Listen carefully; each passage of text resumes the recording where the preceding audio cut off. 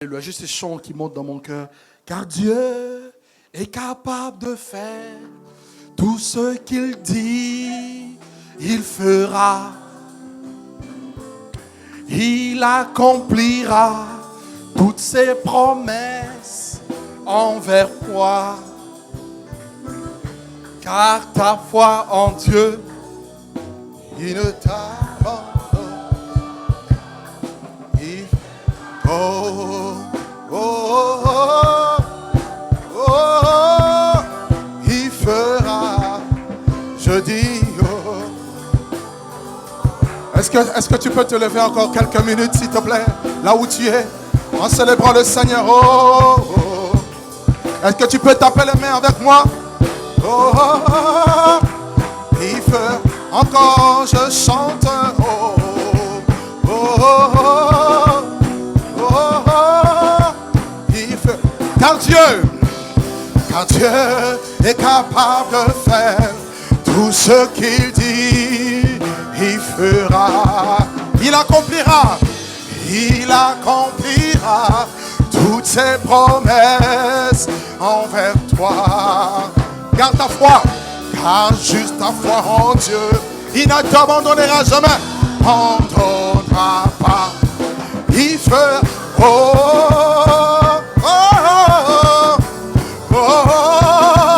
il fera, je chante, oh, oh, oh, oh.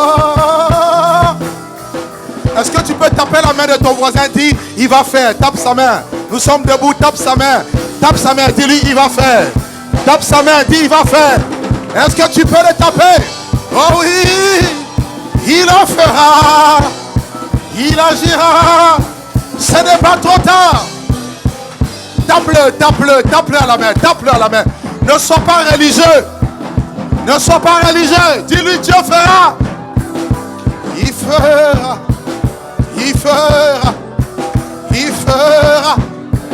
Oh oui, chante. Oh, oh, oh,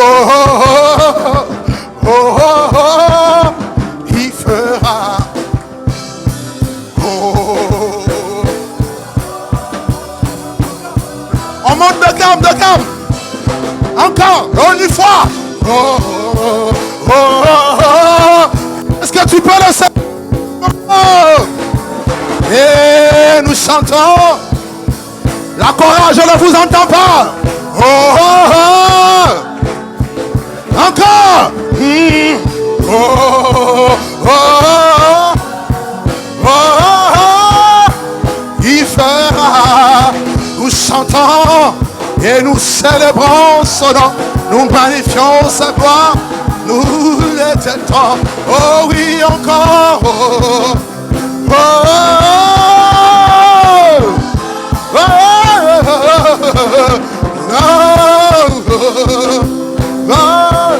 oh, alléluia. Il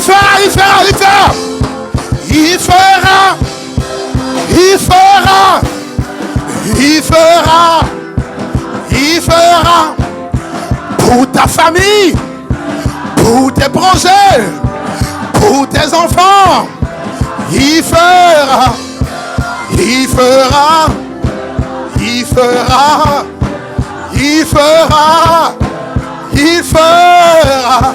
acclame ton Dieu. Alléluia.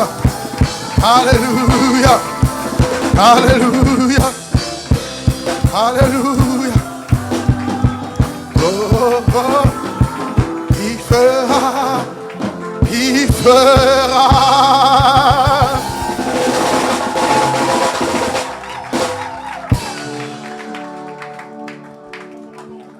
Alléluia. Regarde ton voisin, dis-lui, si tu ne bouges pas, c'est que tu es suspect.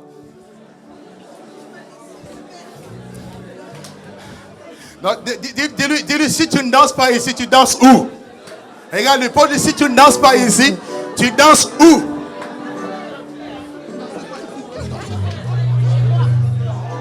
On a la foi, tu passes par la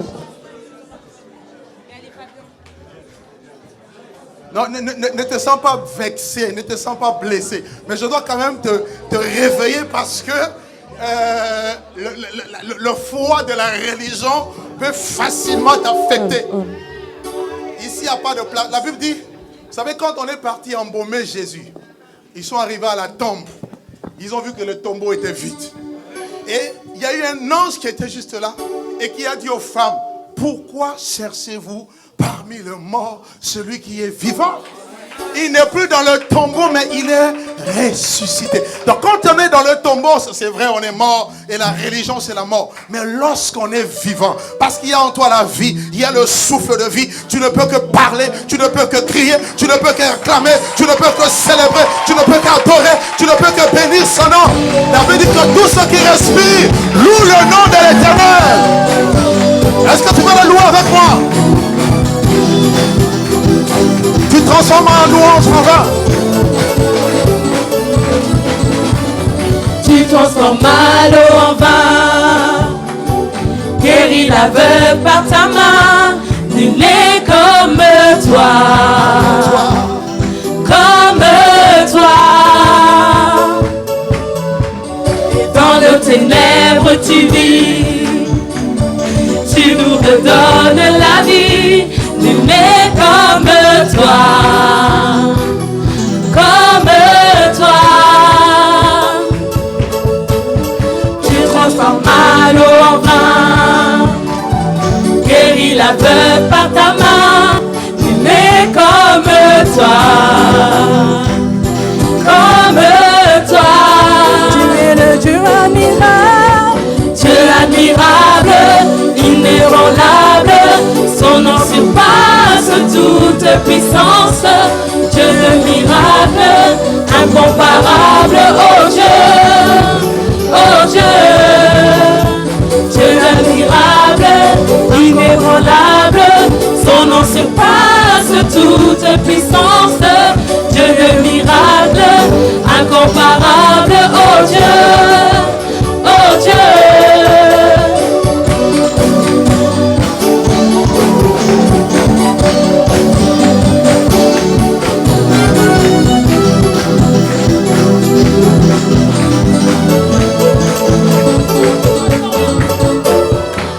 Transforme mal en vin, guéris l'aveugle par ta main. Nul n'est comme toi, comme toi. Dans nos ténèbres tu vis, tu nous redonnes la vie. Nul n'est comme toi Seigneur, comme toi. Tu transformes mal en vain, guéris l'aveugle par ta main. Nul n'est comme toi Seigneur, comme toi. Et dans nos ténèbres tu brilles, tu nous redonnes la vie. Nul n'est comme toi Seigneur,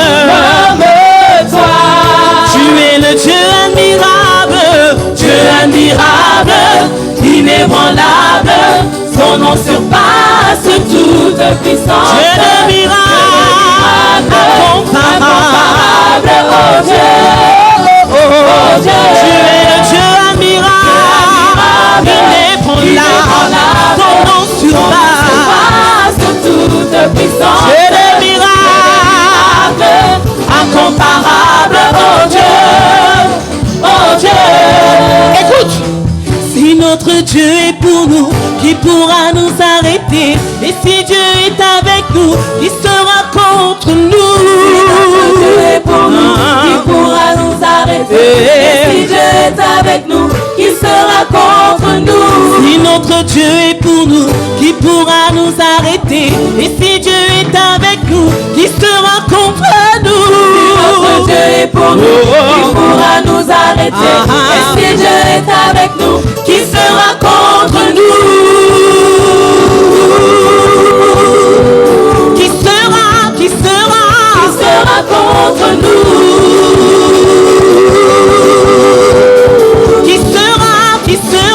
Qui sera contre nous?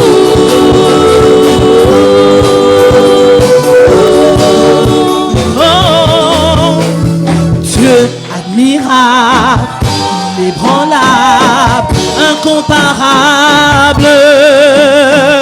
Dieu admirable, inébranlable, incomparable. Dieu admirable, inébranlable, incomparable. Dieu admirable, inébranlable, il est incomparable. Dieu admirable, admirable, il est inébranlable, il est incomparable.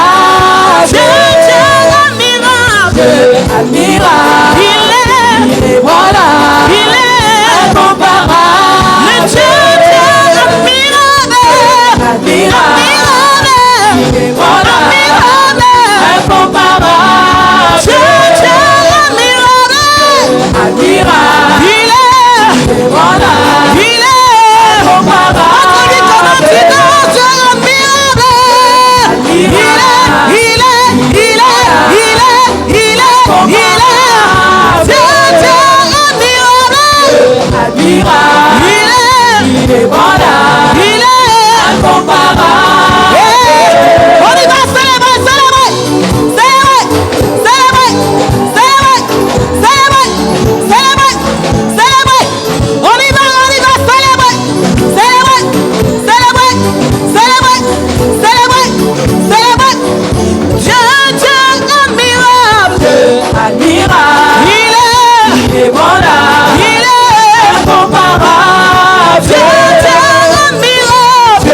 Admirable, il est voilà, il est incomparable. Dieu admirable, admirable, il est voilà, il est incomparable. Dieu admirable, admirable, il est voilà, incomparable.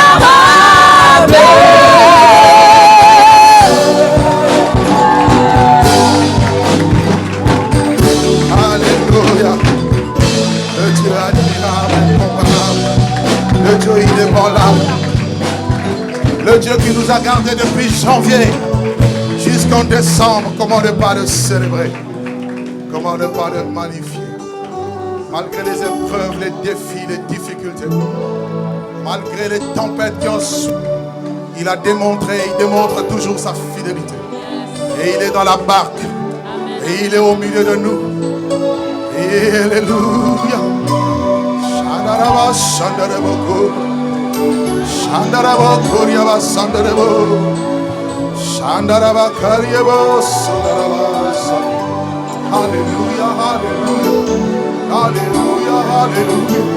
Comment ne pas t'adorer, ne pas te célébrer, comment ne pas te magnifier. Laisse ton peuple t'adorer. Nous poussons vers Dieu notre cri.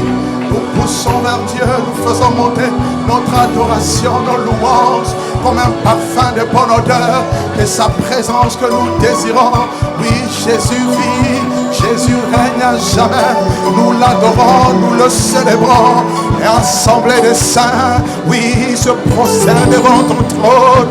Oui, s'humilie devant ta face. Y a-t-il un Dieu qui soit comparable à toi?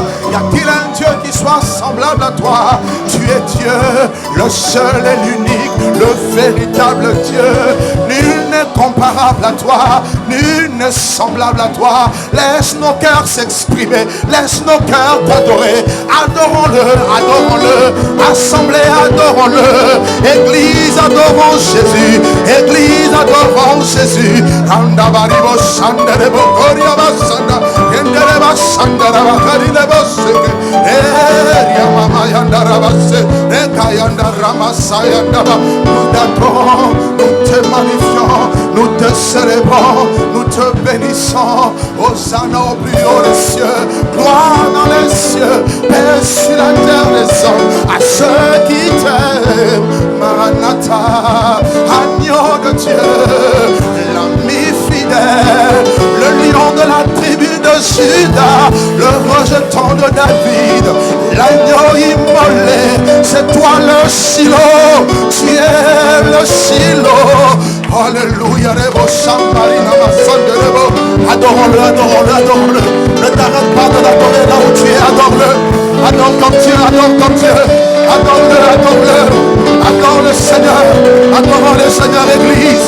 Église, adorons le Seigneur. C'est sa nourriture. Il cherche l'adoration. Il cherche des véritables adorateurs. Des vrais adorateurs qui l'adorent en esprit et en vérité. Ce sont là les adorateurs que le Père demande, qui entrent dans l'intimité. Le voile étant déchiré, nous nous approchons de son trône, nous nous approchons de lui et nous recevons sa gloire. Alléluia. Alléluia. Alléluia.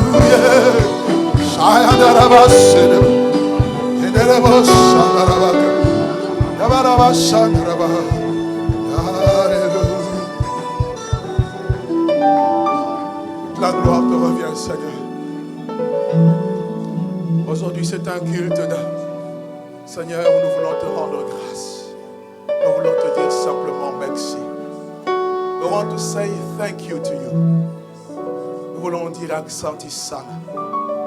Nous voulons dire merci dans toutes les langues. Merci. Merci. Merci. Alléluia.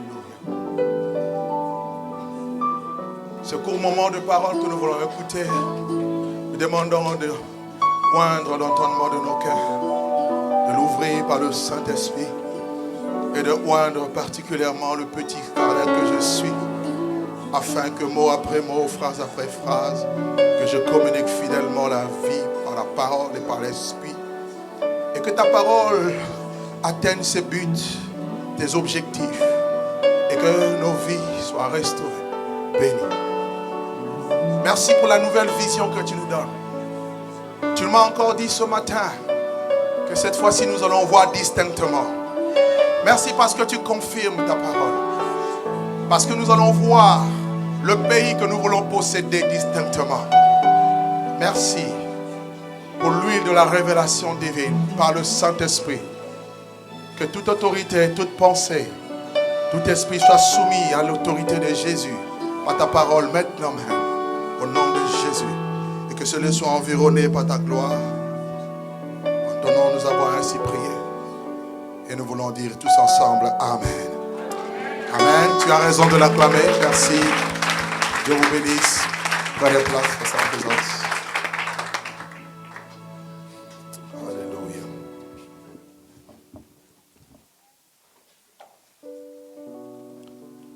Gloire à Dieu. Gardez-moi le son string, s'il vous plaît. Gardez-moi le string. Nous sommes dans le livre de Genèse, chapitre 3.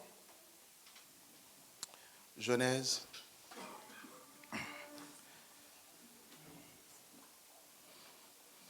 Genèse, chapitre 3. Nous lirons le verset 22 au verset 24.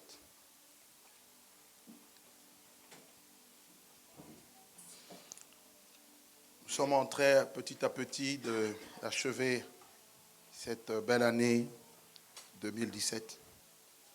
Et le Seigneur nous réserve encore bien de surprises pour l'année qui va commencer. Et j'aimerais de tout mon cœur dire un grand merci à Dieu pour sa fidélité, pour sa grâce, son soutien, pour l'œuvre qu'il accomplit au milieu de son peuple,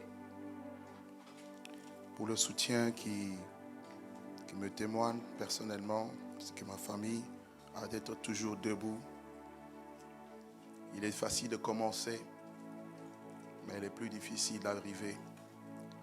Mais nous croyons que le Dieu qui a commencé en nous cette belle œuvre la rendra parfaite.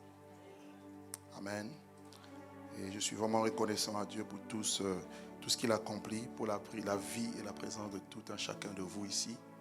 Tous qui êtes membres de cette église, même qui peut-être il y a qui sont là pour la toute première fois, nous sommes très bénis, très honorés. Je dis merci à Dieu pour mon épouse et ma famille. Je dis merci à Dieu pour tous mes fils et filles, mes collaborateurs qui font un travail merveilleux. Que Dieu vous bénisse, tout un chacun. Ce n'est pas toujours évident de travailler en équipe. Et merci à tous les ouvriers, toutes les ouvrières, car sans vous, l'œuvre ne se ferait pas.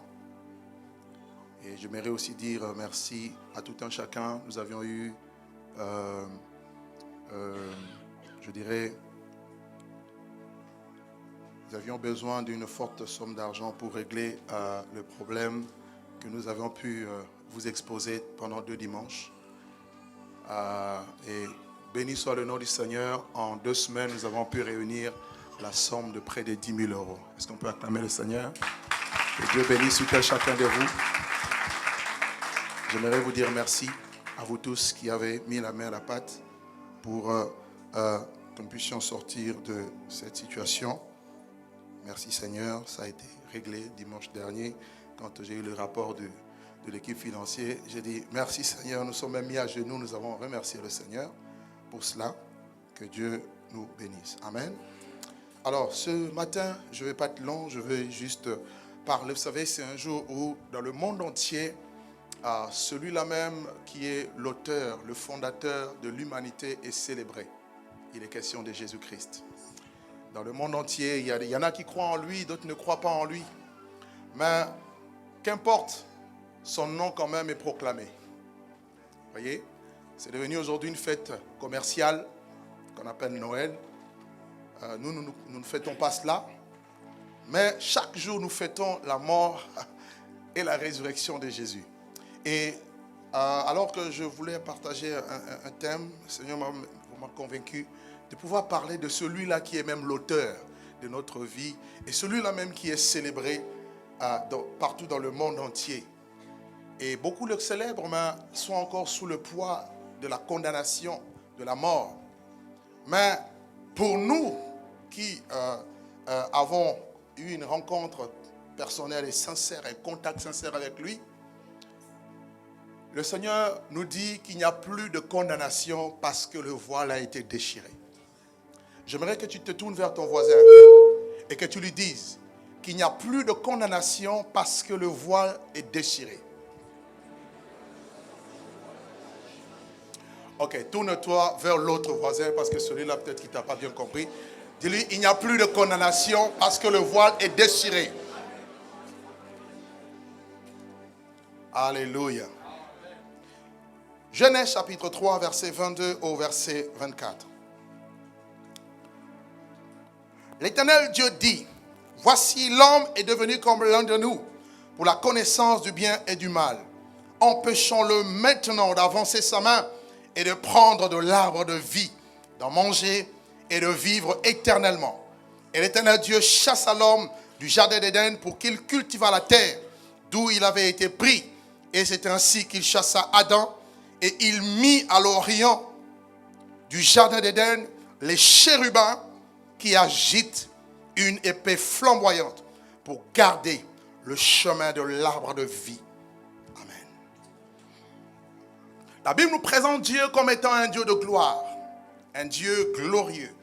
De par sa nature, de par ce qui le caractérise, ce qui le personnifie, Dieu est glorieux.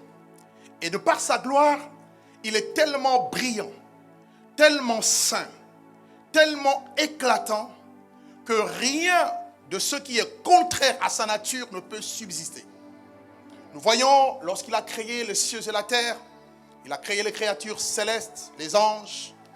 Et la Bible déclare qu'il y avait un ange particulier qui avait été une créature qui même était merveilleuse du nom de Lucifer, qui demeurait dans sa présence. Et la Bible déclare que Dieu l'avait placé l'avait donné une position tellement élevée. Des tambourins ont été créés le jour de sa création, étaient faits, préparés pour le jour de sa création. Et même il arrivait à marcher au milieu de pierres intercellantes. Il scintillait de gloire alors qu'il n'était qu'une créature. Et le Créateur lui-même est comment? Son nom était Lucifer, dont le nom signifie littéralement porteur de lumière. Il portait la lumière, il portait la gloire. Jusqu'au jour où le péché va se retrouver dans son cœur. Et la Bible nous dira que le jour où il a conçu l'iniquité, il a voulu se lever au-dessus des étoiles de Dieu, s'asseoir sur la montagne sainte de Dieu. Dieu va le précipiter sur la terre. Et il va devenir Satan, le diable, le prince de ce monde de ténèbres. Et à partir de ce moment, le mystère de l'iniquité a commencé à agir dans le monde. Et Dieu a voulu recréer Avant que Dieu ne fasse l'œuvre de la récréation, la parole de Dieu nous enseigne que Dieu va séparer la lumière d'avec les ténèbres. Dieu dit que la lumière soit et la lumière fut. Et Dieu va trouver que la lumière était bonne et va séparer la lumière d'avec les ténèbres. Et là, il façonne l'homme, la créature si merveilleuse. Le bel homme, la belle femme que tu es, créé à l'image de Dieu pour sa gloire. Et simplement pour sa gloire. J'aimerais que tu comprennes une vérité. Nous n'avons pas été créés pour autre chose que manifester et célébrer la gloire de Dieu. Toutes les choses autres que nous pouvons jouir, ce ne sont que les conséquences de la gloire de Dieu. Dieu étant glorieux, il a créé l'homme glorieux. Il a créé l'homme à son image. Et vous comprendrez avec moi que la gloire de Dieu, la présence de Dieu était l'élément naturel, ou la condition naturelle de Dieu où il fallait que l'homme puisse vivre, pour que l'homme puisse expérimenter, que l'homme puisse bénéficier de toutes les grâces et de toutes les faveurs de Dieu. Dieu l'a créé le plat dans le jardin d'Éden. Et malheureusement, le diable va venir le séduire. Alléluia. J'aimerais que tu dises à ton voisin une chose. Dis-lui, tu es l'image de Dieu. Est-ce que tu peux le lui dire encore? Tu es l'image de Dieu. Je peux vous choquer, même les païens qui n'ont pas Jésus, ils sont l'image de Dieu. Mais l'image a été déformée à cause du péché. Amen. Dans Genèse chapitre 1, le verset 26, puis Dieu dit, faisons l'homme à notre image, selon notre ressemblance. Le mot image, dans l'hébreu, c'est tselem, qui veut dire littéralement ombre, ou encore représentation. Faisons l'homme à notre représentation. Tel je suis glorieux, tel je veux aussi que l'homme soit. Un être glorieux qui reflète ma gloire. Être l'empreinte de ma personne et le reflet de ma gloire. C'était ça le plan initial de Dieu. Et Adam, lorsqu'il a été créé, il scintillait de gloire. Et lui et Ève, la Bible nous dit qu'ils étaient tous les deux nus, mais ils n'en avaient point honte. Pourquoi? Parce que la gloire de Dieu était sur eux, tel un manteau, tel un vêtement. Le mot gloire a deux significations. La première signification, c'est kabod. Kabod qui nous parle de poids ou encore de ce qui est lourd. Quand Dieu te donne sa gloire, Dieu s'investit en toi. Et Dieu fait que tu deviens lourd et tu as le pouvoir, l'autorité sur la création, sur tout. Rien ne peut résister à ce qui est glorieux. Rien. Tant dans le monde spirituel que dans le monde matériel, dans le monde physique. C'est pourquoi la gloire est importante pour nous qui sommes enfants de Dieu, pour nous qui sommes l'Église. Et le deuxième mot qui parle de la gloire dans la Bible, c'est doxa. Doxa qui nous parle de l'excellence, de l'éclat, de la beauté. David même pouvait dire, je te loue de ce que tu m'as créé. Tu as fait de moi une créature si merveilleuse. Ce qui est beau, ce qui est parfait, ce qui démontre le caractère glorieux de Dieu se manifestant au travers de l'homme. Et l'homme a été créé à cette image. Et tout était parfait. Jusqu'au jour où le serpent va le séduire. Séduire Adam et Ève. Nous sommes dans Genèse 3. Ils vont manger le fruit défendu. Et la Bible dit, le jour où ils ont mangé, ils sont morts. Romains 3, 23 que vous connaissez nous dit, tous ont péché et sont privés de la gloire de Dieu. Tous, sans exception. À partir du péché, l'image de Dieu a été détruite, a été ternie. Le péché a amené la mort. Le péché a fait que l'homme puisse avoir peur de Dieu alors qu'il vivait dans une intimité tellement rapprochée de Dieu. Le péché va séparer l'homme de Dieu.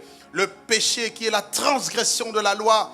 Le péché qui est le fait de faire ta propre volonté et non celle de Dieu. Le péché qui aujourd'hui devient la monnaie courante de notre société où le mal est appelé bien, le bien est appelé mal.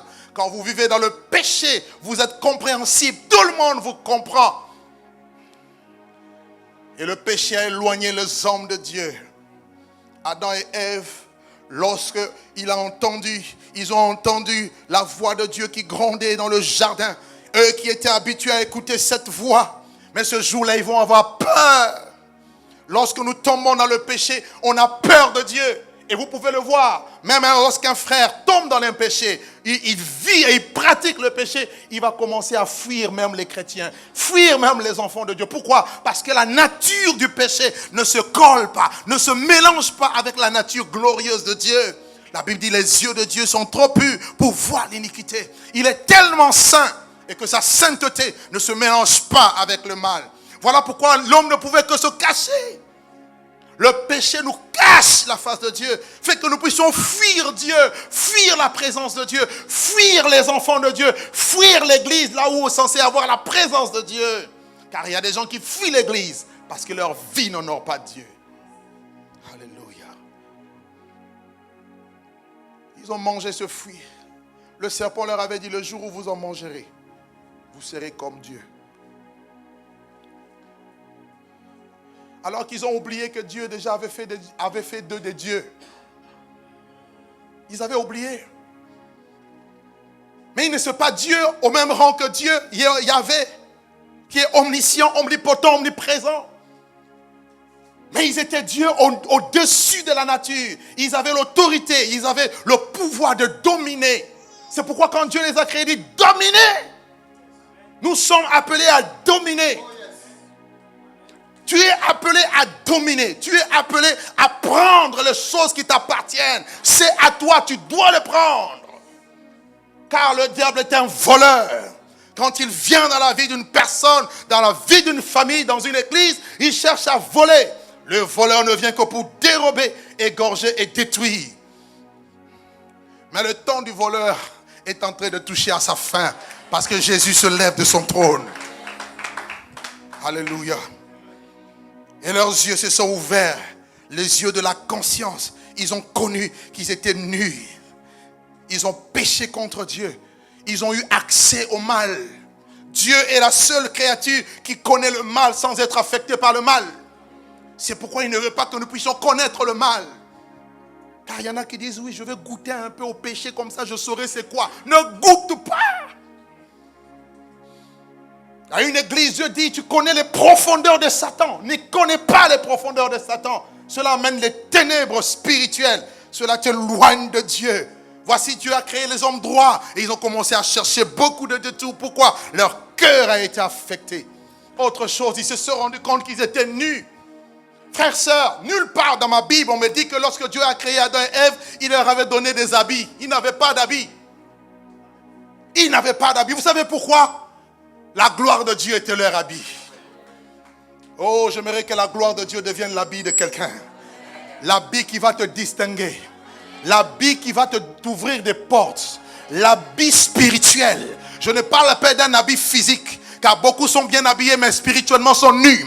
Mais je parle d'un habit spirituel que Dieu seul donne. Lorsque la gloire de Dieu vient, Dieu te revêt de son habit. Alléluia. La Bible nous parle dans Apocalypse chapitre 19. Il dit, réjouissons-nous et soyons dans l'allégresse et donnons-lui gloire. Car les noces de l'agneau sont venus et son épouse s'est préparée. Il lui a été donné de se revêtir d'un fin lin juste. D'un fin lin et d'un lin pur, qui sont les œuvres justes des saints. C'est-à-dire, la sainteté est un vêtement. La sainteté est un habit. La nature de Dieu, la gloire de Dieu qui est sainte est pour nous qui sommes enfants de Dieu un habit, un vêtement. Et le diable veut ôter ce vêtement de nos vies. La présence de Dieu t'enveloppe. Je prie que avec la nouvelle année qui va commencer, à partir déjà de maintenant, dis à Dieu, j'ai besoin de ce manteau. J'ai besoin de cette enveloppe. Tu seras enveloppé par le Saint-Esprit. La présence de Dieu, c'est ça qui est vital pour nous. Et la chose qui est vitale devient pour nous aujourd'hui la chose fatale. Où beaucoup de gens pensent trouver refuge dans la drogue, dans le sexe, dans l'alcool, dans la musique profane, dans des choses qui n'honorent pas Dieu. parce qu'ils pensent trouver un plaisir. Ce que le monde propose, mais qui ne peut donner. Jésus donne ces choses. Jésus donne cela à son peuple. Alléluia. Ils ont eu peur. Pourquoi ils ont eu peur? Ils ont aussi peur de la voix de Dieu. La Bible nous dit dans le livre de Psaume au chapitre 29 que la voix de Dieu est puissante. Quand Dieu parle depuis le ciel, vous lisez Apocalypse chapitre 4, vous lisez Ézéchiel chapitre 1er, la Bible dit il y a comme un grondement devant le trône de Dieu. Il y a une gerbe de feu et il y a des voix comme le tonnerre. Vous imaginez le tonnerre, quand il y a un tonnerre, tout le monde veut se cacher. Bou, bou, bou. Et c'est comme Dieu passe, c'est comme ça. Mais le même Adam écoutait Dieu, il n'en avait pas peur quand il était dans la présence de Dieu. Mais le jour où il a quitté la présence de Dieu, il commence à avoir peur. Tout comme toi, parce que la présence de Dieu en toi, il y a des gens qui vont te fuir, parce que la voix de Dieu va parler au travers de toi. Tu arriveras quelque part, quand tu parleras, les démons ne peuvent pas supporter, ne supporteront pas ta présence, parce que ta voix ne sera plus ta voix, mais la voix de Jésus en toi, la voix qui va condamner les puissances occultes. Oh, j'aime Moïse. Moïse est parti en Égypte libérer le peuple. Il n'avait pas de chars de combat. Il n'avait pas d'armes. Il avait juste ainsi par l'Éternel. Il avait juste la parole de Dieu. Mais il arrive là en Égypte. La parole de Dieu adressée à Pharaon. Il dit à Pharaon, libère mon peuple. Lâche le peuple qui l'a adoré. Il a dit, qui est l'Éternel? Il dit, tu verras c'est qui est ce Dieu. Il y a eu une succession de jugements. On ne joue pas avec Dieu. La voix de Dieu fait trembler les montagnes. La voix de Dieu fait enfanter les biches. La voix de Dieu brise les torrents. La voix de Dieu brise la forêt. La voix de Dieu est redoutable. Et ma prière, c'est que dans cette année qui va commencer, ça sera une année où tu vas prendre possession. Mais tu ne peux pas prendre possession tant que tu ne parles pas. Tu dois parler, les choses vont obéir. Laisse-moi te dire, même la nature écoute. Jésus a parlé à la mer, il a dit, tais-toi. Il a dit à la tempête, silence. Donc même la nature obéit. Je te dis de la part de Dieu, tu vas parler. Tu vas parler de la part de Dieu et tu verras les résultats. Est-ce que quelqu'un m'entend ce matin? Est-ce que quelqu'un m'entend ce matin? Le péché a amené la condamnation. La condamnation, la maladie, la détresse, la mort. Toutes les mauvaises choses que vous connaissez, le chômage, les maladies, les cancers, AVC, toutes ces choses. Le péché détruit. Le péché mine. Et quand le diable nous a fait tomber dans le péché, il a commencé à danser parce qu'il s'est dit, je les ai eus. J'ai eu Adam. J'ai eu Adam. Parce que quand tu arrives à prendre le premier, c'est que tu as eu tout. Le premier, c'est celui le principal. Tout est dans le principal. Quand le principal tombe, tout le monde tombe. Quand Adam est tombé, nous tous étions tombés. Il a dit maintenant le règne de la mort peut régner. Maintenant la mort peut régner. Maintenant les problèmes vont régner. Les mêmes hommes, femmes, créés à l'image de Dieu, je vais les faire souffrir. Ils vont savoir, il faut qu'ils viennent m'adorer, Lucifer. Qu'ils viennent m'adorer moi. Malheureusement, il y en a qui ont fait des veaux d'or. Il y en a qui ont malheureusement se sont prosternés devant Lucifer. Mais Jésus avait un plan. J'ai dit à quelqu'un, Jésus avait un plan. La même voix qui a parlé dit non. Si je laisse l'homme dans le jardin, il risque de toucher l'arbre et vivre éternellement dans la mort. Alors je le chasse. Dieu est un Dieu d'amour. Même quand il te chasse, c'est dans son amour. Même quand tu as perdu des choses, c'est dans son amour. Même quand ça n'a pas marché, c'était dans son amour. Ce n'était pas encore le temps de l'accomplissement. Il y a un temps pour chasser, il y a un temps pour récupérer. Ah, Genèse, Dieu a chassé. Adam pouvait dire, je suis blessé. Laisse Dieu te blesser. Le même Dieu qui blesse, c'est le même Dieu qui pense la blessure. Est-ce que je peux parler à quelqu'un? Le même Dieu qui peut t'humilier, c'est le même Dieu qui va te lever. Et j'ai une bonne nouvelle. Au même endroit, à la même place où on t'a humilié, Dieu viendra au même endroit pour te prendre et te relever. La Bible dit de la poussière, il relève le pauvre. Du fumier, il relève l'indigent. Et il le fait asseoir avec les grands et les grands de son peuple. Oh, j'aimerais te dire, ne laisse personne te mépriser. Oh, dis que tu n'es rien. Dis-toi, je suis un grand, je suis une grande. Quand Dieu appelle, parce que tu es fils et fille d'Abraham, Dieu t'appelle à la grandeur. Tu as raté l'occasion de dire Amen. Je dis aujourd'hui tu dois comprendre qui tu es, ce que Jésus a fait. Il n'est pas n'importe qui. Si nous l'adorons, ce n'est pas parce que nous manquons à faire. Il y en a qui pensent que ce sont les pauvres qui viennent dans la présence de Dieu. Oh, s'ils savaient qu'eux étaient pauvres, ils étaient malheureux, ils étaient misérables, qu'ils étaient aveugles. Oh, mais je bénis Jésus. Quand Jésus vient, il veut que les aveugles puissent recouvrir la vue. Et aujourd'hui tes yeux s'ouvrent. Adam pouvait pleurer, Dieu, tu m'as chassé. Je dis, c'est parce que je t'aime. Mon amour veut te garder, mais ma justice va te tuer. Ma sainteté automatiquement te tuera. Mais comme c'est encore la révélation, le temps du Père, le Fils n'est pas encore révélé, je ne peux rien faire. Oh, quelqu'un ne m'a pas compris. C'était le temps où la dispensation, où le Père était manifesté à la face de l'humanité et pas le Fils. Le temps du Fils devait venir plus loin. D'ailleurs, même un jour, Isaac a posé la question à son père, mais Père, voici le feu, voici le bois, mais où est l'agneau pour l'Holocauste? Il a dit, Yahvé Jireh, l'Éternel se pourvoira. Et à cette époque-là, dans Genèse 22, ce n'était pas l'agneau qui avait été donné, mais c'était le bélier. C'était le bélier, le père de l'agneau. Comme pour dire, le temps de l'agneau arrive. Il fallait attendre 2000 ans. Quand Jean-Baptiste est venu, il va dire à celui-ci est l'agneau de Dieu qui ôte le péché de l'humanité. J'aimerais dire à quelqu'un, il y a un temps pour tout. Il y a un temps où tu as été chassé. Il y a un temps où Dieu avait mis des chérubins devant la porte pour garder le chemin de l'arbre de vie. Il y a eu un temps où tu étais loin parce que Dieu voulait en réalité te protéger. Il ne voulait pas te détruire parce que c'est un Dieu d'amour. Je n'ai jamais vu Dieu payer son sang pour Satan. Si Satan veut te prouver que Dieu l'aime, dis-lui, montre-moi un jour où Jésus-Christ a connu la mort pour toi. Tu n'as pas compris. Il est mort pour toi, l'image de Dieu. Il n'est mort pour aucun démon. Et quand l'homme a été chassé, Dieu place à l'entrée des chérubins. La Bible dit qu'ils agitaient une plaie flamboyante pour garder le chemin de l'arbre de vie. Écoutez bien. Imaginons que ça c'est l'arbre de vie. Je donne un exemple. Un exemple. Ce n'est pas l'arbre de vie. Imaginons que c'est l'arbre de vie.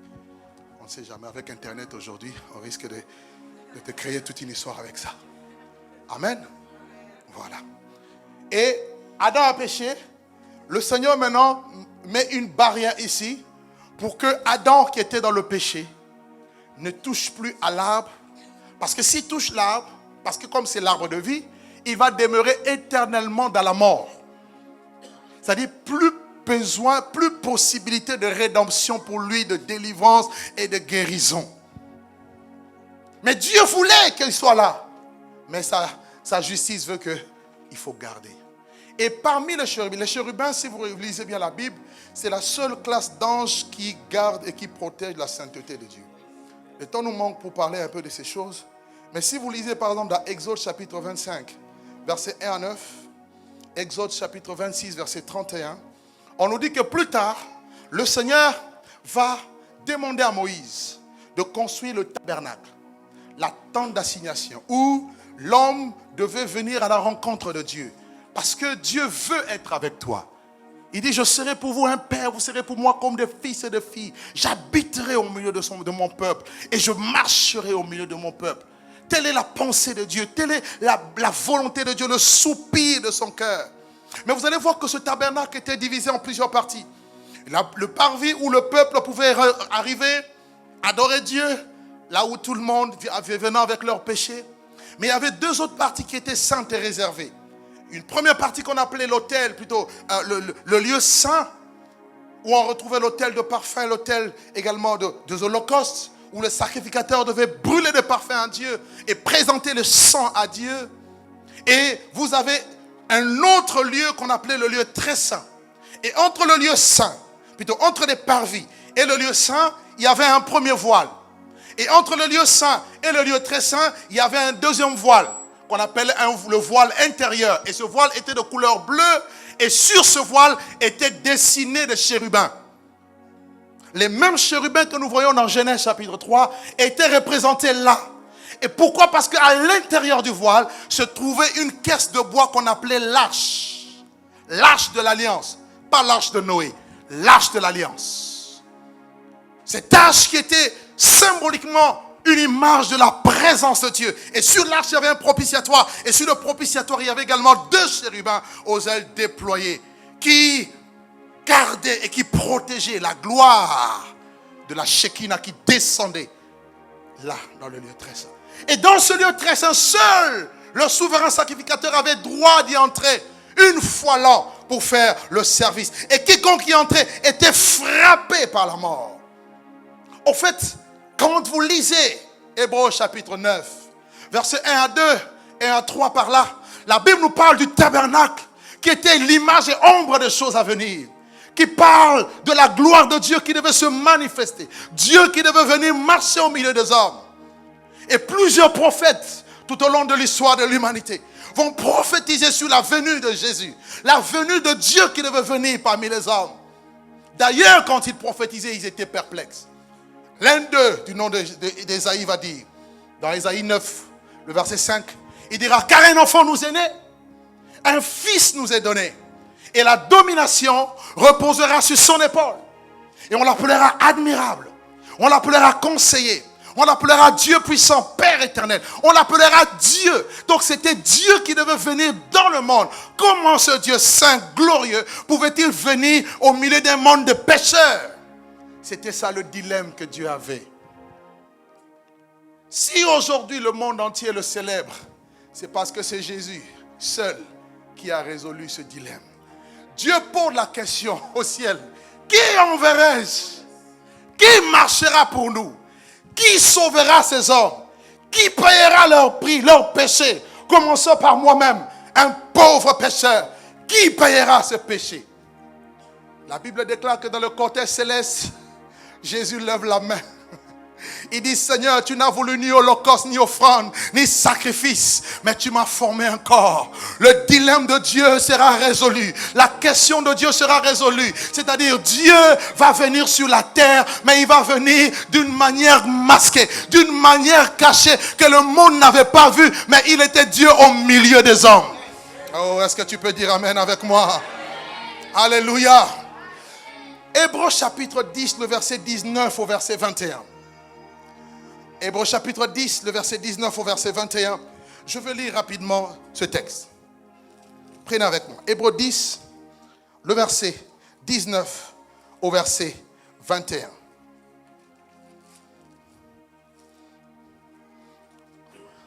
La Bible dit, nous ainsi donc frères, puisque nous avons au moyen du sang de Jésus une libre entrée dans le sanctuaire par la route nouvelle et vivante qu'il a inaugurée pour nous au travers du voile, c'est-à-dire de sa chair.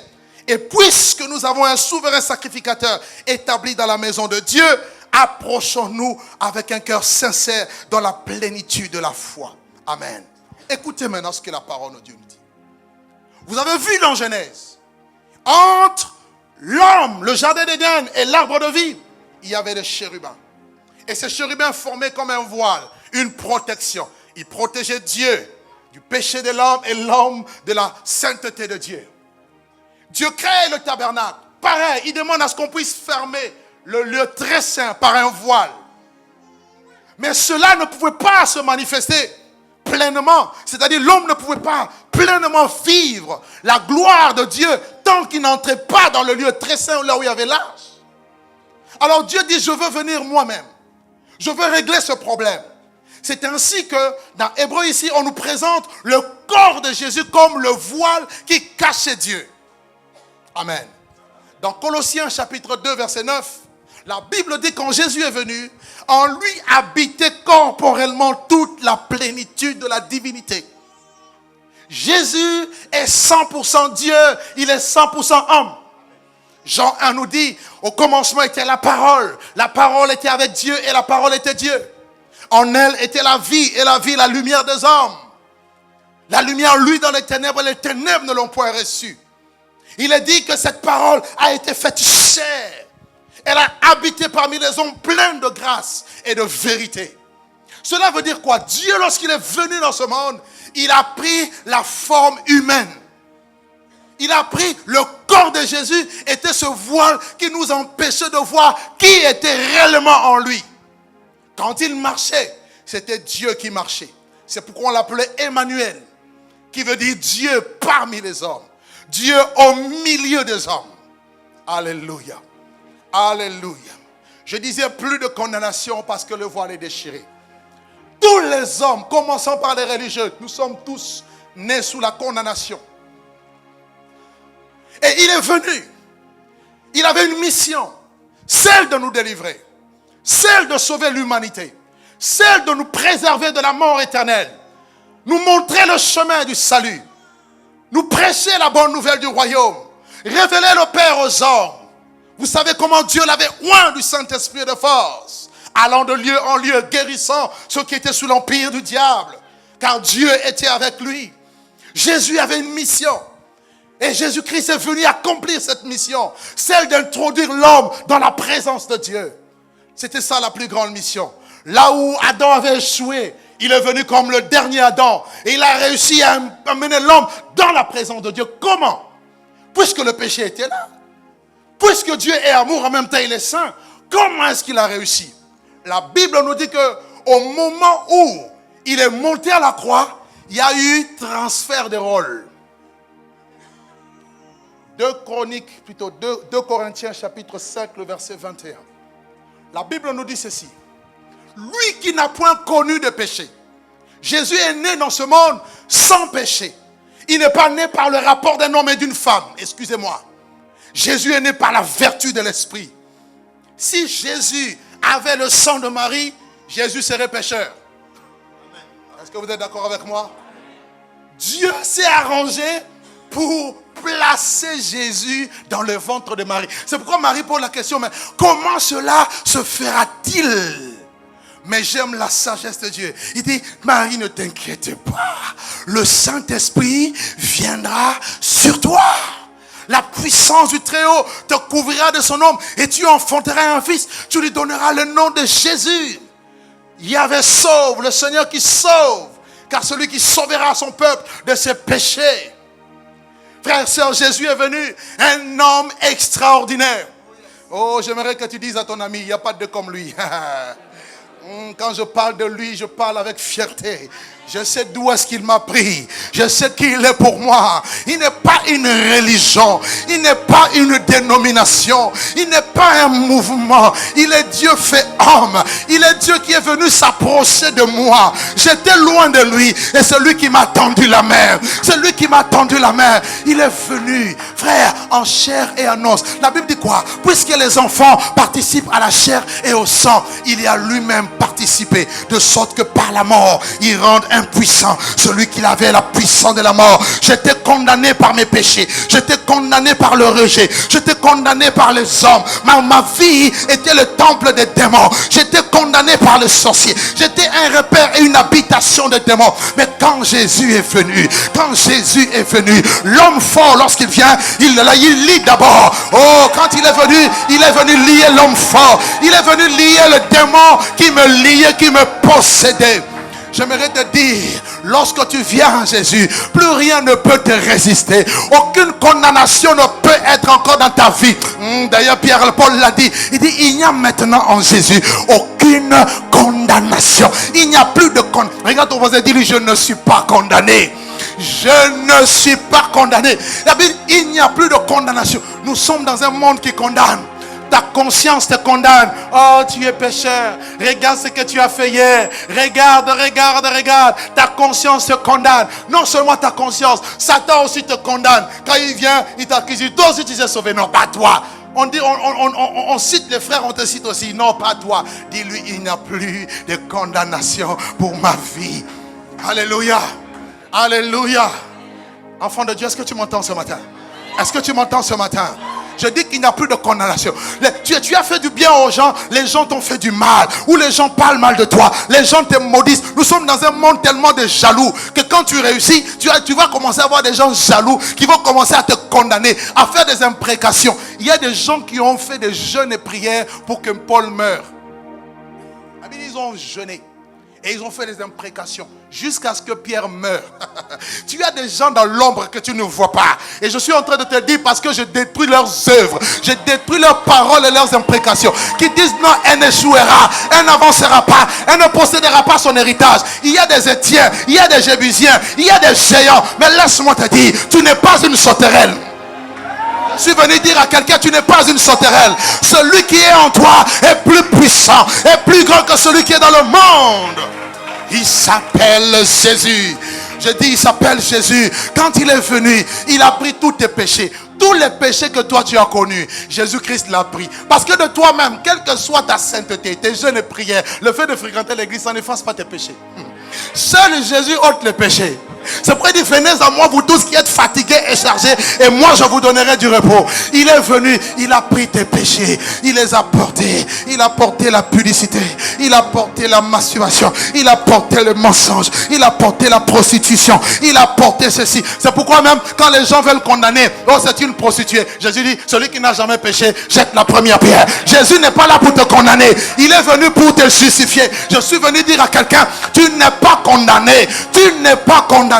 Oh non, tu as perdu ton mari, tu as perdu tes parents, donc c'est forcément, oh non, la justice de Dieu, ou bien il y a une malchance sur toi, que personne ne te trompe. Même si tu n'as plus de mari, Dieu est ton mari. Même si tu n'as pas de femme, Dieu. Alléluia, alléluia. Je ne t'entends pas, alléluia. Même si tu n'as pas l'argent, dis je suis riche. Dans ma poche il y a Dieu. Il est ma richesse. Il est ma bénédiction. Il est ma gloire. Il est ma gloire. C'est lui qui relève ta tête.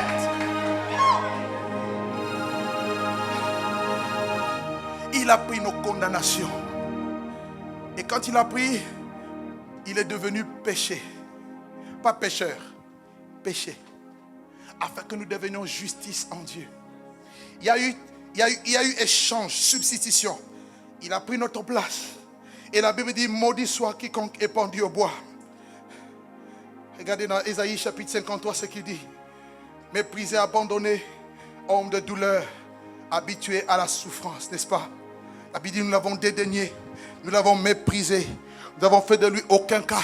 Cependant, ce sont nos péchés qui s'est chargé. Il s'est chargé de tous tes péchés. Il a porté ça à la croix.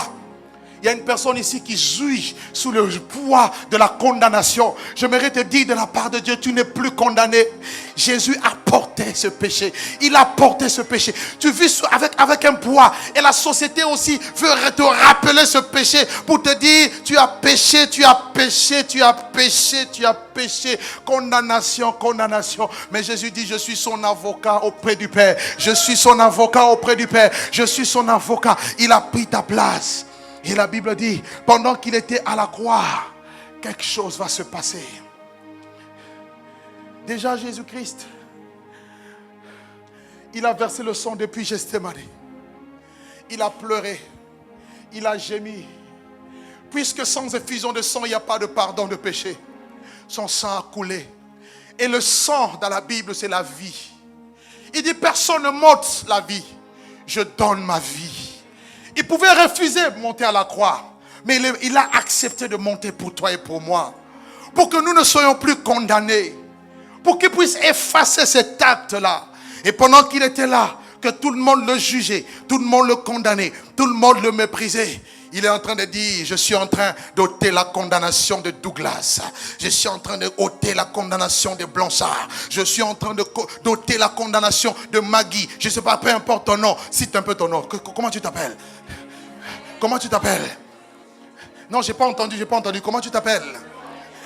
Ok, ton nom là, il est venu ôter la condamnation. Parce que derrière la condamnation, il y a des puissances. Il y a les ténèbres qui sont là. Et la Bible dit à la croix, Jésus-Christ, il a effacé cet acte qui te condamnait. J'aimerais te dire, ton acte qui te condamnait a été effacé à la croix. Quand on dit effacé, on n'a pas mis l'encre correcteur. Il a effacé, il l'a enlevé. Il est celui qui ôte. Et quand Dieu te regarde, il ne voit plus aucun péché en toi. Parce qu'il te regarde au travers du sang de Jésus. Au travers de son voile. Et non seulement qu'il a fait, la parole de Dieu décrit dans le livre de Matthieu que pendant qu'il était à la croix, il a passé 6 heures à la croix. Et les 3 dernières heures, il y a eu les ténèbres sur toute la terre. Dis avec moi, les ténèbres. Oh, c'est pourquoi j'aime ces chants qui disent les ténèbres ont reculé devant l'œuvre de la croix, devant l'agneau et son sang,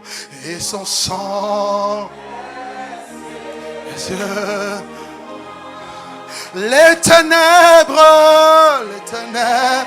ont reculé. Les ténèbres de ta vie reculent devant le... Oh, célibat, ça recule devant l'agneau, oh, et son sang versé.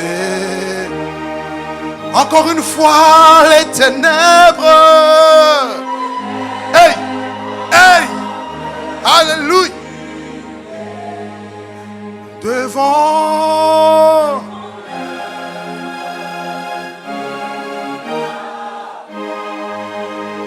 l'agneau. Oh, shall I celebrate in my scared of glory, and in my son I win the bread.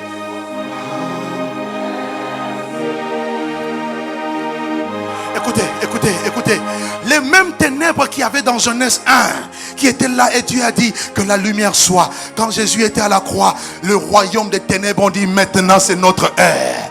Maintenant c'est notre heure. Ils étaient en train d'acclamer. Satan disait nous l'avons vaincu, nous l'avons eu. Mais ceux qui ne savaient pas, Satan voyait la chair, Satan voyait le voile, mais ils ne savaient pas que derrière ce voile se cachait Dieu. Ouh, est-ce que je peux parler à quelqu'un? Derrière ce voile se cachait Dieu.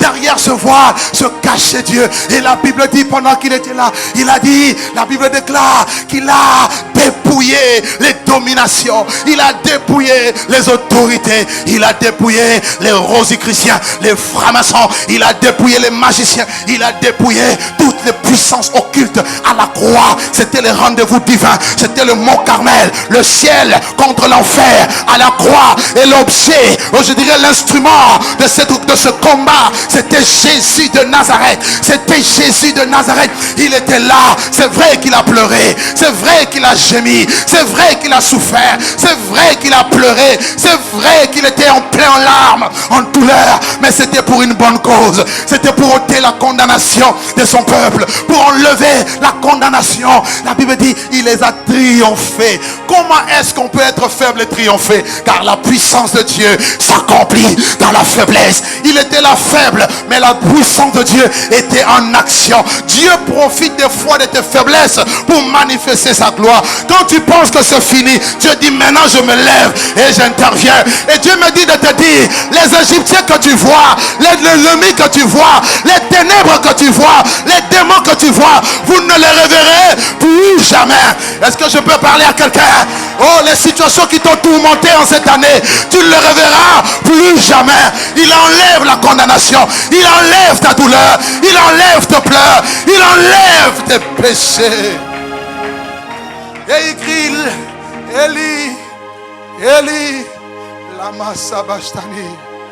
Il a crié, Eli, Eli, lama sabachthani.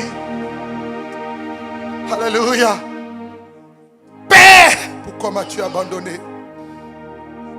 C'est ce qui s'est passé. Jésus n'a jamais connu la séparation d'avec son Père. Même quand il était sur terre, il a vécu dans une étroite communion avec lui. Chaque matin, chaque midi, chaque soir, il disait, Père, ma nourriture est de faire ta volonté. Il dira, ne savez-vous pas qu'il faut que je m'occupe des affaires de mon Père? Il dit, le Père et moi, nous sommes un. Il dit, mon Père agit jusqu'à présent, moi aussi j'agis. Et là, pendant quelques instants, la Bible nous dit que le Père se sépare de lui. Car le salaire du péché, c'est la mort. La mort qui amène la séparation. Il a connu cette mort douloureuse.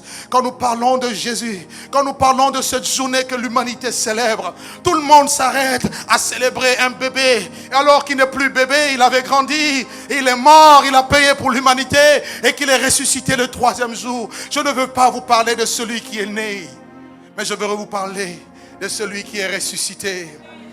Mais avant de connaître la résurrection, il faut mourir. Personne ne peut ressusciter tant qu'il n'a pas connu la mort. Tu ne peux pas te dire que tu es ressuscité tant que tu vis encore. Non, il faut connaître la mort. C'est pour cela que Dieu l'a soumis à la mort. Il a connu la mort.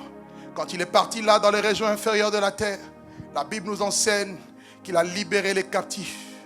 Il est parti apporter la condamnation dans les âmes qui vivaient au temps de Noé, qui étaient incrédules. Et lorsqu'il est sorti de là, le 3e jour, vous savez ce qui s'est passé? Quand Jésus criait à la croix, entre tes mains, Père, je rends mon esprit. La Bible dit que le voile du temple s'est déchiré en deux.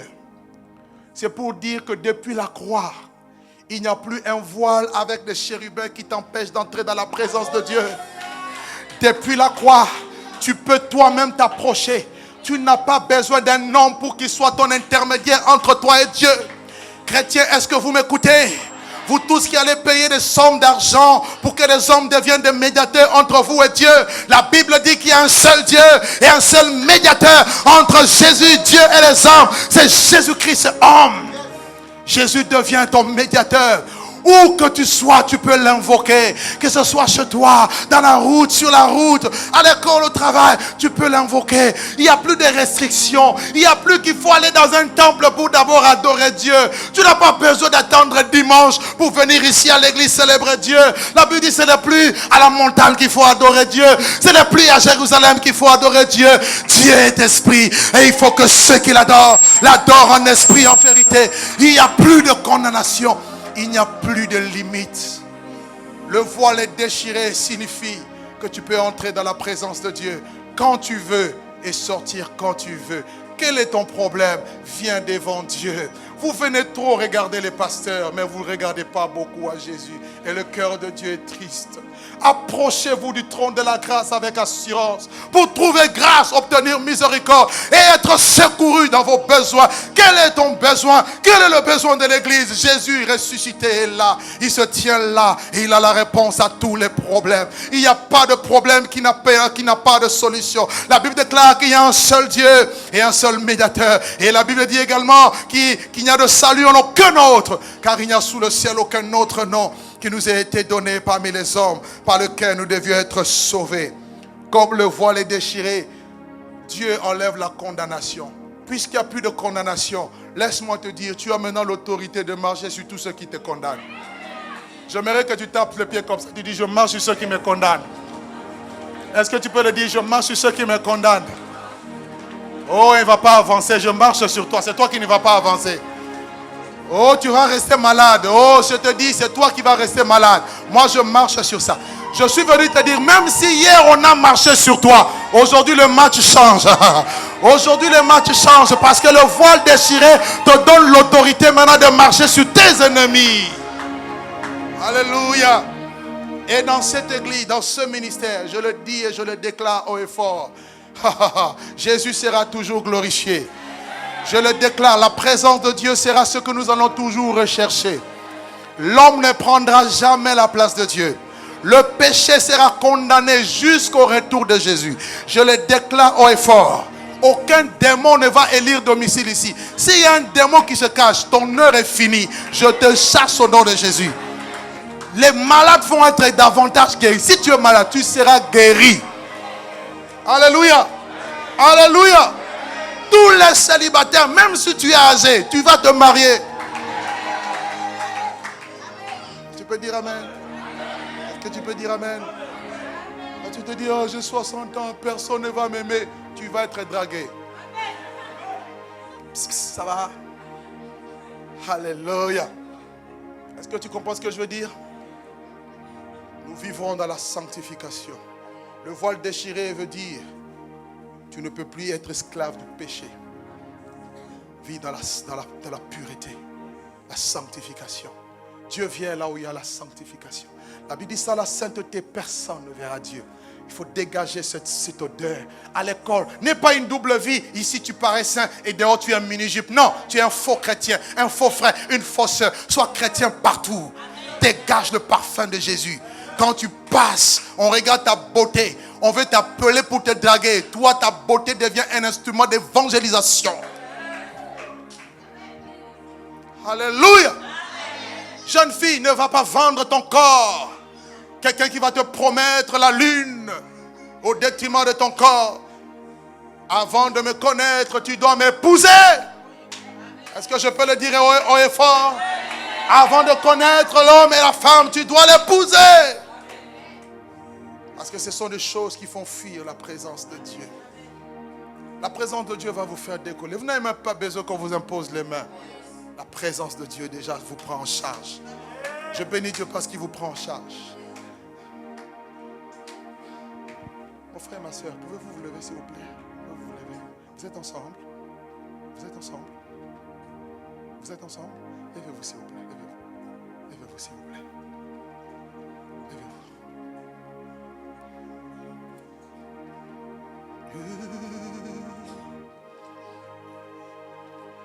Je vois un temps de restauration dans votre vie. Je ne sais pas qui vous êtes et par où vous êtes passé. Mais je vois un cœur tellement assoiffé de Dieu, qui aime servir Dieu et qui aime voir le royaume de Dieu avancer. Mais en même temps, c'est comme si il y a eu des choses qui vous ont un peu retiré, comment dirais-je, tiré vers l'arrière, traîné.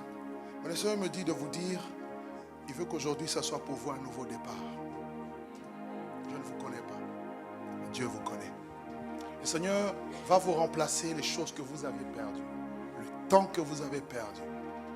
Et dit, mon peuple ne sera plus dans la confusion. Il met dans Joël chapitre 2 pour vous. Soyez unis. Restez un et priez ensemble. Vous allez voir ce que le Seigneur va accomplir. Avant le mois de mars, beaucoup de choses que vous avez demandées à Dieu, vous verrez l'accomplissement dans votre vie. Que Dieu vous bénisse. À la fin, j'aimerais vous voir si c'est possible.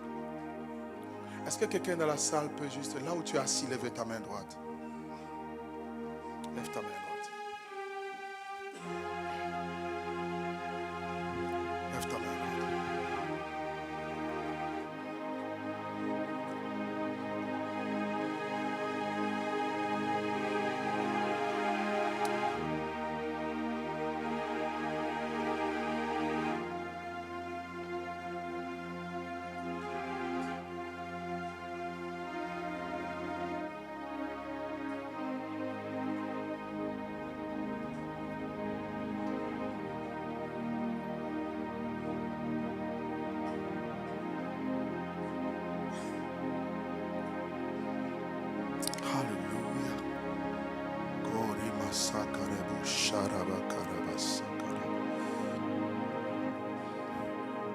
C'est un Dieu de défi. C'est un Dieu de défi. Une personne ici dit, Seigneur, je m'attendais à des choses cette année, je n'ai rien vu. Mais le Seigneur me dit de te dire, nous ne sommes pas de ceux qui se retirent pour se perdre, mais de ceux qui ont la foi. Tu es ici. Tu as dit à Dieu, Seigneur, je n'aimerais plus que l'année qui va commencer soit comme celle qui vient de terminer. J'aimerais une autre dimension avec toi, dans mon engagement personnel, dans ma consécration. Et j'aimerais faire beaucoup plus pour toi et pour l'avancement de ton royaume. Le Seigneur a entendu ta prière. C'est un jeune frère. Tu as fait cette prière-là. Tu as dit à Dieu, Seigneur, cette année qui commence, je veux rentrer dans mon héritage. Je veux prendre ce que tu as réservé pour moi. Le Seigneur a exaucé ta prière. Il a exaucé ta prière. Pendant que nos mains sont levées, le Seigneur est en train de faire quelque chose. Il y en a qui est en train de bénir, il y en a qui est en train de restaurer, il y en a qui est en train de donner de nouvelles orientations.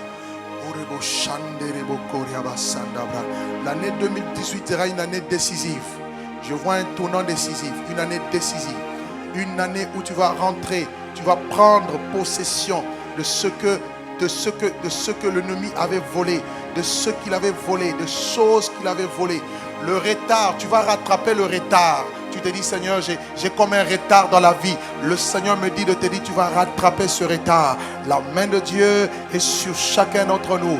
Père, je te rends grâce. Père, je te bénis. Je te bénis parce que tu m'as dit de dire à ton peuple ce matin qu'il n'y a plus de condamnation. Parce que le voile a été ôté. Il n'y a plus de condamnation. Vous tous qui vivez sous un poids de la condamnation, que ce poids tombe maintenant. Que ce joug tombe maintenant. Au nom de Jésus-Christ. Au nom de Jésus. Je dis au nom de Jésus. Au nom de Jésus. Que ce joug tombe. Que ce poids tombe. Que ce poids tombe. Que ce poids tombe au nom de Jésus. Au nom de Jésus. Oh, Dieu est en train de t'alléger. Il y a une personne ici, tu sentais comme une lourdeur sur le plan spirituel. Tu n'arrivais même plus à prier comme autrefois. Tu te sens lourd, tu te sens tellement écrasé. La puissance de Dieu vient sur toi pour t'alléger, pour t'alléger. Tu vas voler comme un aigle et tu vas rentrer dans des temps de, oh, alléluia, des prières d'adoration, des prières d'intercession prophétique. Dieu veut t'emmener comme un aigle dans des dimensions nouvelles. Voici la main de Dieu qui vient et qui se pose sur chacun d'entre nous. Alléluia, dans le nom de Jésus. S'il vous plaît, ne laissez pas votre main. Il y a quelque chose ce matin. Là où tu es assis seulement, lève ta main. Tu veux toucher quelque chose de la part de Dieu. Alléluia. Rebo shanda rebo. Rebo sombro kanama sinde reboko. Rebo simbre katamaya dabarasha. Rama kante rebo sobroka. L'impossible devient possible maintenant dans ta vie au nom de Jésus. Oh oui, tout arrêté de mort, tout arrêté dans le monde occulte qui a été prévu pour ta vie. Je viens anéantir et condamner cela dans le nom de Jésus. Je déclare que tu ne mourras pas. Ta santé est rétablie. Je le déclare dans ta vie pendant que ta main est levée. Ta santé est rétablie. Peu importe ta maladie, reçois maintenant le miracle de la guérison, de la restauration. Ton cœur est restauré. Tes reins sont restaurés. Oh, Rebo Shembro Tamana. Il y a une personne qui souffrait beaucoup de mal de dos, de sciatique. La puissance de Dieu te touche maintenant et était guérie au nom de Jésus. Saint-Esprit de Dieu, merci d'ôter le poids de la condamnation. Oh, plus rien, aucun homme, aucune femme ne pourra t'arrêter. C'est ton temps. Le temps est arrivé pour toi de briller. Le temps est arrivé pour toi de briller. Le temps est arrivé pour toi de briller. Dieu enlève l'opprobre, la honte que les hommes ont mis sur toi. Jeune fille, je te parle de la part de Dieu. La honte que les hommes ont mis sur toi, Dieu enlève ce vêtement de honte, ce vêtement d'opprobre, et il te revêt de vêtements de louange. Oh, vous tous qui avez des gens qui vous doivent des choses, recevez cela au nom de Jésus. Tout ce que l'ennemi te doit, reçois cela. J'appelle cela au nom de Jésus.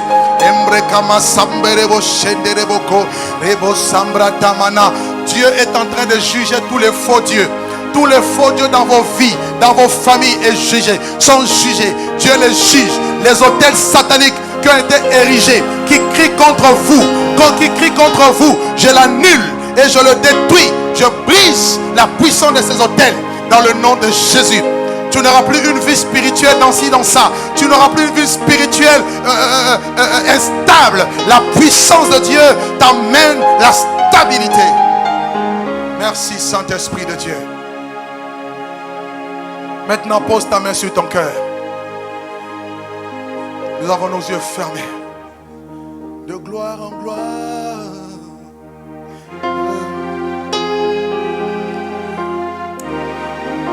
De gloire en gloire. Tu m'emmènes.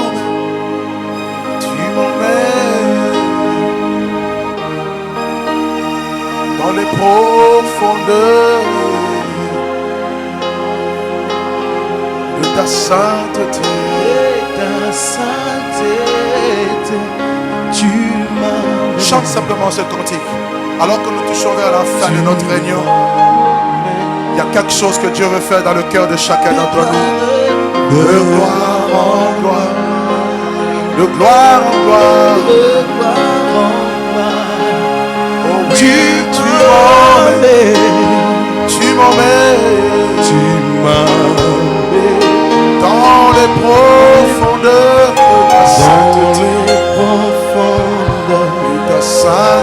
de ta sainteté, tu m'emmènes m'emmènes. Tu m'emmènes de gloire en gloire. De gloire en gloire.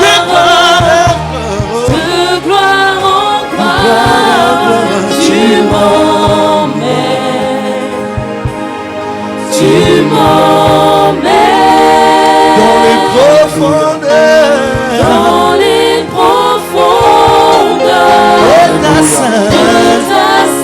de ta sainteté. Tu m'emmènes. Alléluia. Tu m'emmènes. Merci. Tu vas faire avec moi cette prière, Seigneur Jésus. Prie avec moi, Seigneur Jésus. Je te présente mon cœur. Je te présente mon cœur. Guéris mon cœur. Délivre mon cœur de toutes les mauvaises choses. Garde mon cœur de toutes les mauvaises choses. Et que de mon cœur sorte la vie. Tu dis dans ta parole que celui qui croit en moi, des fleuves d'eau vive couleront de son sein. Je crois en toi. Je te demande, Seigneur, que tes fleuves d'eau vive jaillissent de mon cœur et coulent pour la vie. Enlève l'amertume, enlève la colère, enlève les mauvaises choses, enlève l'incertitude, enlève l'incrédulité, enlève la condamnation, enlève le mal et donne-moi la vie. Donne-moi la vie par ton esprit. Bénis ma vie, bénis mon cœur.